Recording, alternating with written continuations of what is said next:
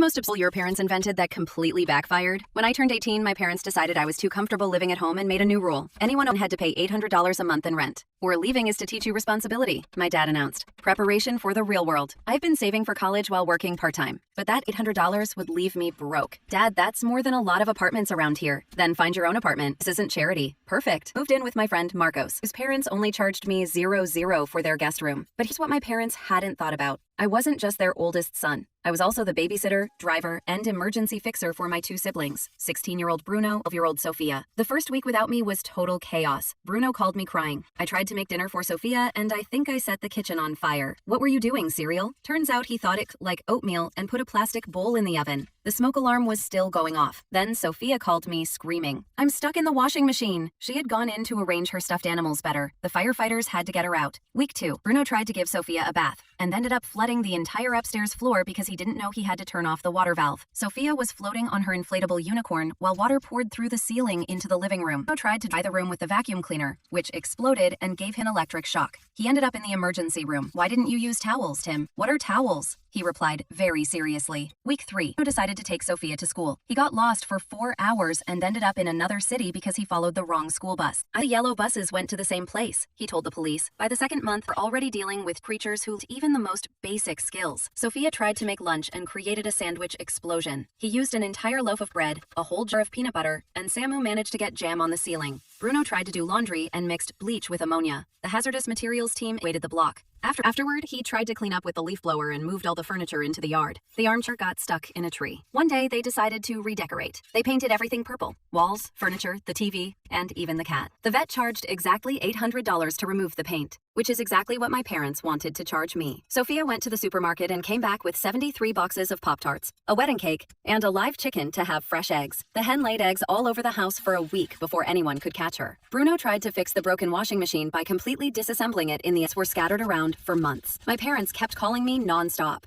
Sofía had tried and set it on fire. Bruno gave her driving lessons in the living room, and the hen learned to open doors and chase the mailman. The last was when they tried to surprise my parents for their anniversary. Bruno filled the house with 500 balloons, to the point that the front opened. Sofía ordered 47 pizzas to have variety, and of delivery drivers stretched all the way to the corner. Bruno hired a magician, but it turned out to be an exterminator who arrived asking about the infestation. My parents had to climb in through a window while the delivery guys were demanding payment. The fumigator was spraying the garden, and the chicken was running around in Sofía's dress. All while the neighbors were recording it to post on social media. That night, they called it. We'll pay you $800 a month and you go back to taking care of your siblings. So, now they want to pay me to be a babysitter. We want to prevent the house from turning into a disaster movie. I didn't go back. I used the money I saved to pay for college.